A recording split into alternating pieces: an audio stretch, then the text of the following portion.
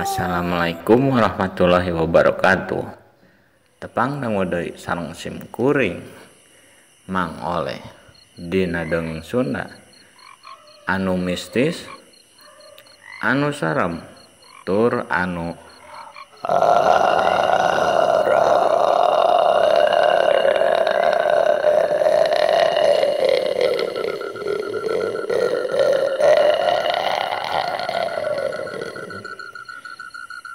dina dongeng langet ayeuna sim kuring bade ngadongengkeun anu janten judul Mangge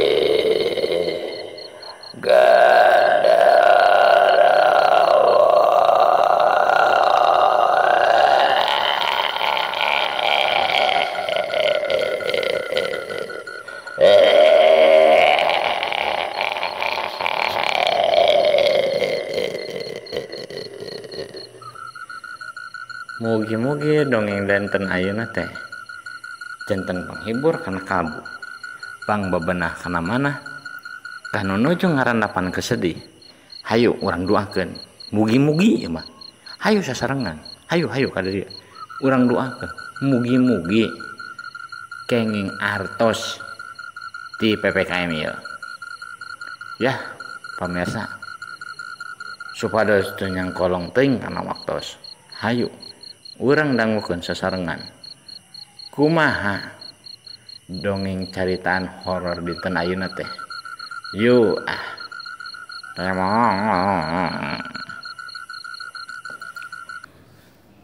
si Abun ojeng si Muljasin biasa manehna teh osok resep pisan neangan tangka asem nya rek teu resep kumaha tuh manehna mah duanana aslina mah lain ti lembur ti kota duana eta teh. Abun jeung si Muljasim lain adi lanceuk tapi masih kene sadudulur duanana eta teh sadudulur kene.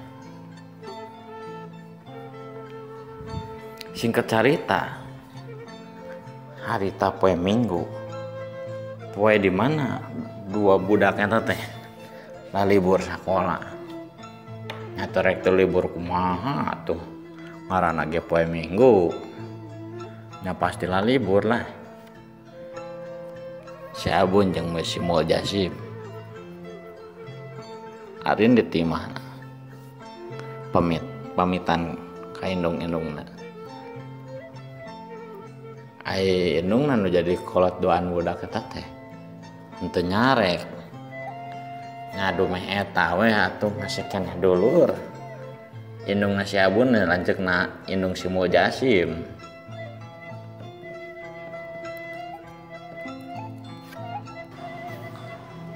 Singkat cerita manehna teh janjian di kebon sampu Mang Edi.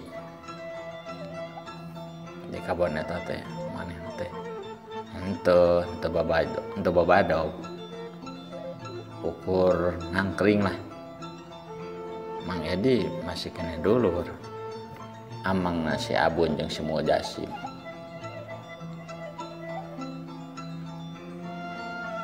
si Abun yang semua Jasim janjian dua nana teh manehna main lang layangan. Si Abun mau lang layangan detik, si Jasim mau lang layangan tenu rada gede nyaeta layangan kapalang geningan.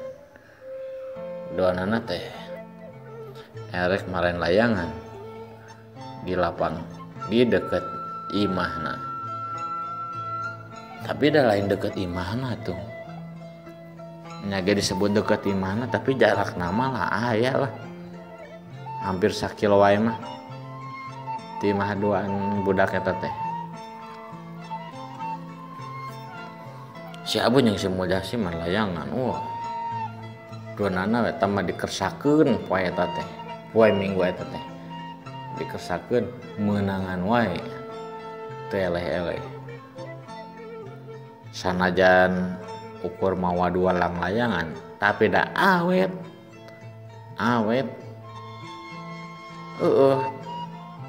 tengku naon poe eta teh anu biasa nama sok aya elehna gitu tapi ieu mah dikersakeun teh henteu eleh-eleh lang layangan si Abun jeung si Jasim teh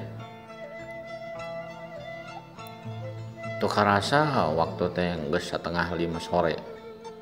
Si Abun jeung si Jasim teh anger we ya manehna teh main lang layangan. Katingali musuh-musuhna teh geus corencang. Eueuh aya oge jauh pisan. Nyanggeus we. Si Abun jeung si Jasim teh nganggeuskeun main lang layanganna di golongan. Pok si Abun teh ngomong ka si Jasim. Bayangkan orang ngala asem yuk bareng nengan asem ka kebon anu biasa teh nyok adek tuh cek si Abun bari bebentaan muguhkeun arek ngala asem ka kebon anu biasa anu kudu anet manehna dialaan. Si Jasim ngadengi ajakan dulurna kaos kitu teh. Nya si Abun ngahayukeun. Bari pok nembak. Hayu lah. Anu biasa teh ya. Hayu tuh. Ampeng masih 4:30 kene lah. Kene balik lama 5:30 atau pangila dan maghrib weh. Nah bener kan? Cek si Jasim bari ngegolongan kanur lang layangan beres lang layangan teh di golongan bae lempang marake senal sawalau dan anak teh manehna ngomong erek ngarala rek nyokotan asem di kebun anu biasa kumaranehna doaan di alan asemna rek ngalaloba tuh da rencana teh rek di alan ngalaloba laku sabab keleubet cenah kitu rencana dua budak eta teh.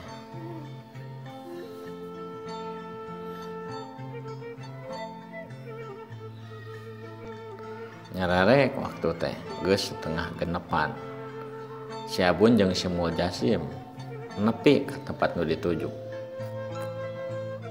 Tempat di mana tangka asem anu dialaan keduaan ku maranehna. Nepi di lokasi si Abun teh geuh-geuhan nang layanganna teh. Lumpat ento nerek mah tapi lumpat mulungan asem anu lalageragan tina tangkana atuh ningali kitu teh semua Jasim nu jadi dulurna sarua ngabalangkeun nang layanganna tuluy nyamperkeun oge ka si Abun bari ngomong ya Urang nyokosin loba ya wah loba kieu nya poe ayeuna tadi lang layangan menangan wae ayeuna asem menang loba oge asik we mah euy balik ka imah teh geus bari ngopi asem ngeunah ieu mah mun ditinyuh teh kana cihaneut tuluy digolaan teh cek si Muljasim bari surak soalnya harita teh asem teh kasampakeun loba dina taneuh lalagragan tina tangkal barang keur kitu barang duaanana keur jongjon kadenge aya sorat tina luhur tangkal asem teh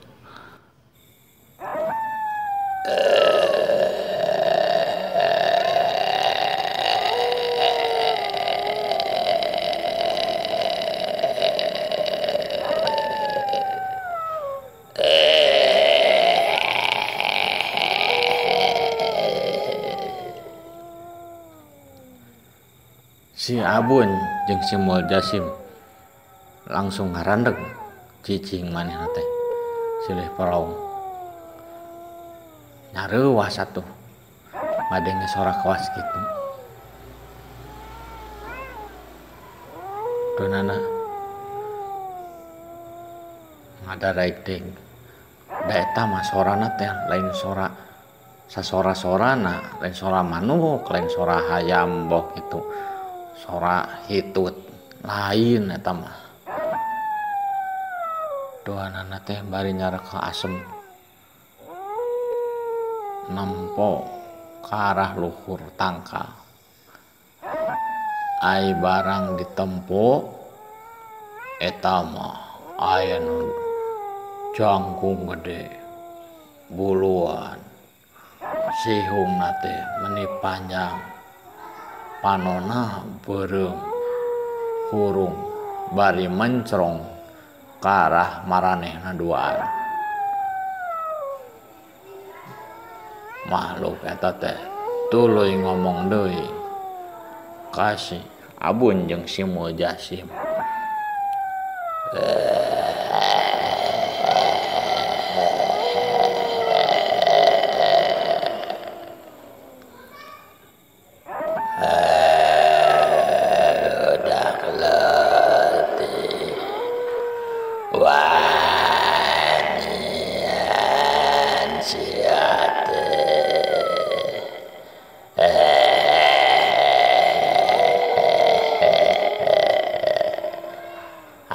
dar cigana sia marane teh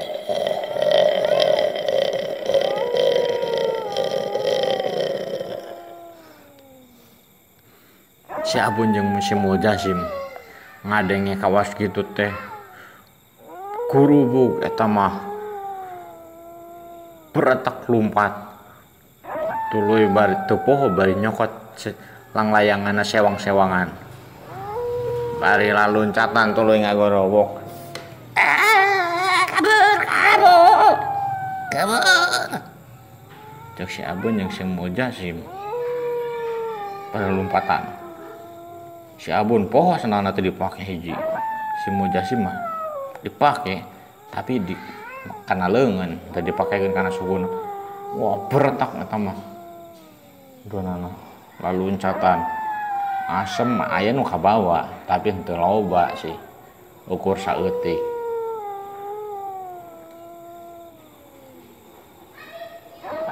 lompatan maranehna duaan teh nepi ka imah teu merag eta imah si Abun milu ka imah si Muljasim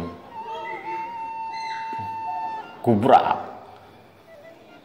aya nu di jero imah indungna cetar sih indungna si Muljasim reuwas